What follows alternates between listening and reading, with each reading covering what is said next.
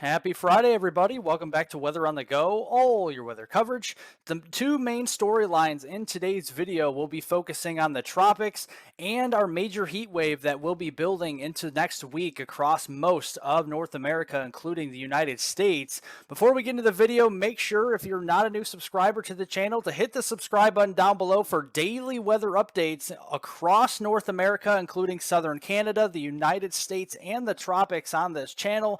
And be sure to press the thumbs up button. The more thumbs up we get, the more this vital weather information gets out to more and more people on YouTube. So I do appreciate that as well. Let's look at the big picture across North America here and down and toward the Central Americas. And we have a big system to talk about here that is just to the west of the Mexico coast. And this is Hurricane Hilary that continues to press its way off to the north. And looking at this here as we move forward, right now, this is a 145 mile per hour hurricane moving to the northwest here at 10 miles per hour. So this is a very formidable storm. And it will be remaining at hurricane status at least through your Sunday evening, Sunday night time frame as it moves up toward northwest Baja of California. And a rare sight to see, actually, as we go into early Monday, early next week, a tropical storm is expected to make landfall in Southern California, somewhere between Los Angeles and the San Diego region as we go into that Monday time frame.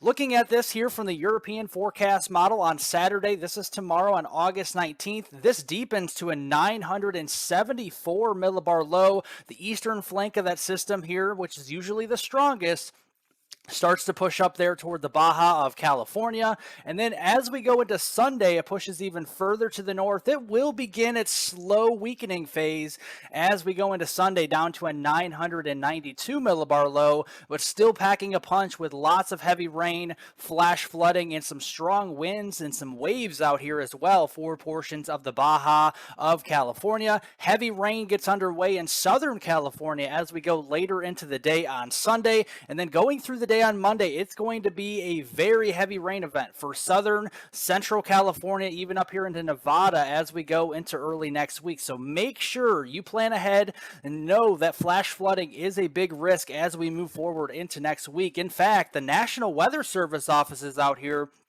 are so concerned about flooding that they have a widespread flood watch in the green here. This covers much of central, southern Nevada, southern California, southern portions of Utah, and western Arizona, places like Las Vegas, San Diego, Los Angeles here, all included in that as well. And you notice the pink shaded colors down here, including the San Diego region just outside of Los Angeles. Yeah, that is a tropical storm watch that is in effect, a rare type of alert for Southern California, the likes of which we haven't seen in quite some time. So this is a real system moving in. And here are the rainfall amounts, folks. I mean, this is pretty substantial. We have widespread 3 to as much as 7 inches of rain across portions of central, especially into Southern California, central and southern Nevada, western portions of Arizona there, into southwestern Utah through your Wednesday time frame on August 23rd, the middle of next week.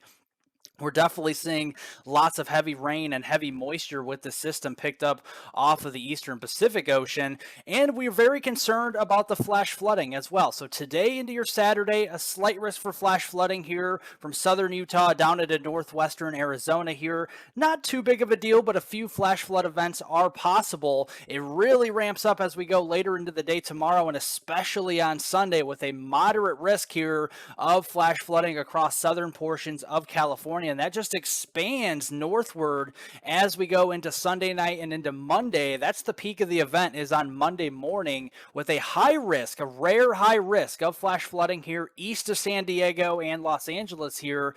That's where we could see some very, very life-threatening flash flooding, even a moderate risk of flash flooding in the Las Vegas region as well. So you really need to take it easy out here with the weather forecast and stay tuned for updates as the system does draw closer. But our next storyline to talk about is the heat. And you know, if you live down in Texas, it has been hot and this is going to only expand. So they're going to be sharing the wealth with a lot of the country here as far as the heat goes as we go into this weekend and more so into early next week. So taking a look at the weather pattern today, the high pressure ridge is centered across the southern plains. Where have we seen that before? That does continue today.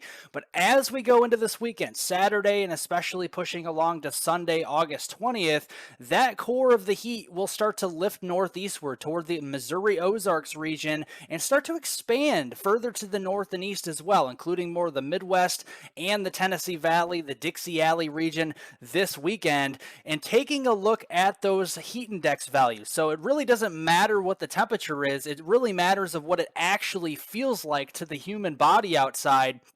And here are the real field temperatures. And these are also noted to be in the shade as well. So it's even hotter in the sun. So 106 here in Dallas, Fort Worth, 104 today, this afternoon, the heat index in Wichita Falls, 106 down here into Shreveport. Very hot conditions.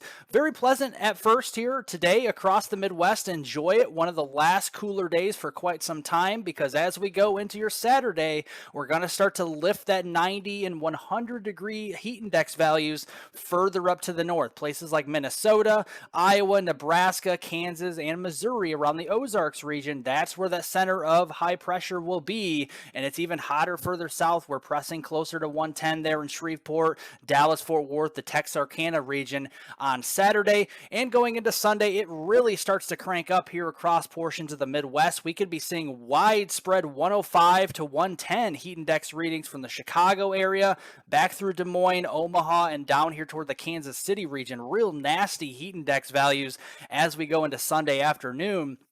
And speaking of nasty heat, look at early next week. This is Monday the 21st into Tuesday the 22nd of August. Yeah, this is rare. This is showing purple here, and that's as high as you can go on the chart for a high pressure system. This is about as strong as it can get, folks, and it's really going to be cranking across the Midwest into the western Ohio Valley early next week. And look at these heat index values as we go into Monday, folks. I know a lot of kids are moving back to school, and also, a lot of work going on during the work week. Be sure to stay safe outside, folks. Hydrate, hydrate, hydrate. 106 in Des Moines here, 112 with the heat index in Omaha, 111 in Kansas City, 105 there into St. Louis on Monday, and it gets even worse on Tuesday, lifting all the way up to the Minneapolis-St. Paul region, La Crosse, Wisconsin, up to 105 to 110 up there. We could be seeing isolated 115 Fahrenheit temperatures across the upper Mississippi Valley as we go into Tuesday afternoon, centered from the Davenport Quad Cities down into northern Missouri, southeastern Iowa. That's where it looks like the highest heat index values across the country will be as we go into Tuesday, with that 600 decameter high pressure system centered across that region. And there is no surprise with those heat index values. Yes, in the maroon red, those are excessive heat watches. That means the National Weather Service offices up here are monitoring the threat for prolonged heat exposure across western Illinois, southern portions of Iowa, much of the state of Missouri, eastern and central Kansas, eastern Nebraska, and we already have heat advisories, excessive heat warnings down here into the southern plains, into Texas, Oklahoma, Arkansas, Louisiana, you name it, across the south. So the heat will be expanding, and it will be intensifying, because of that system in California. That's going to cause that ridge downstream to amplify more and build the heat more intense later on here into next week.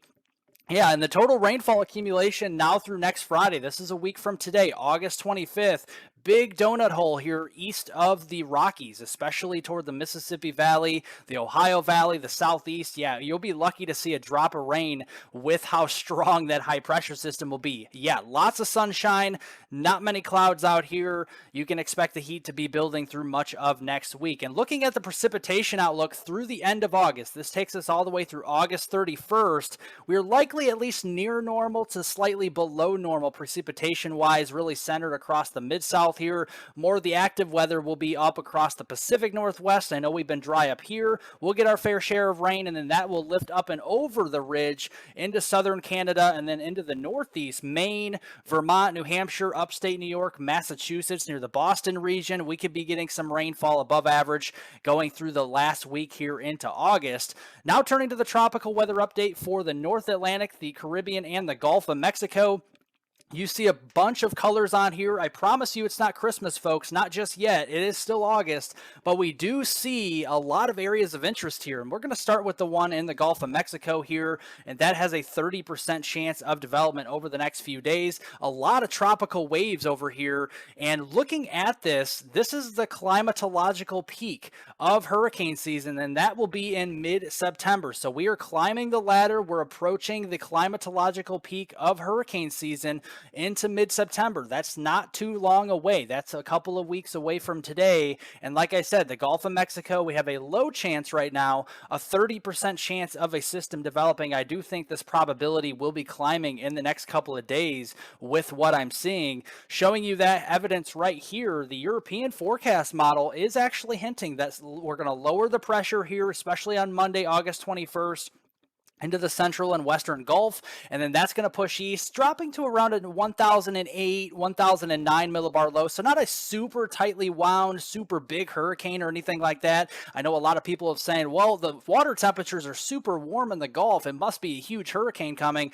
No, you couldn't be further from the truth. This system is going to be a rainmaker mostly across the Rio Grande Valley and coastal Texas. Not a big hurricane, but possibly a tropical depression, a low-end tropical storm as we go into the early and middle portion of next week. And you already see the hints of a new tropical wave moving into the Caribbean. This one is more intriguing as we go in toward that Wednesday time frame, just because it's over the water there potentially, and we have a lot of warm water in the Caribbean, as you know, as well. So it is getting more favorable here, just showing you the warm water temperatures. This is in degrees Celsius, but anything 26 degrees Celsius or higher, we're well into the 80s. Look at the Gulf, folks.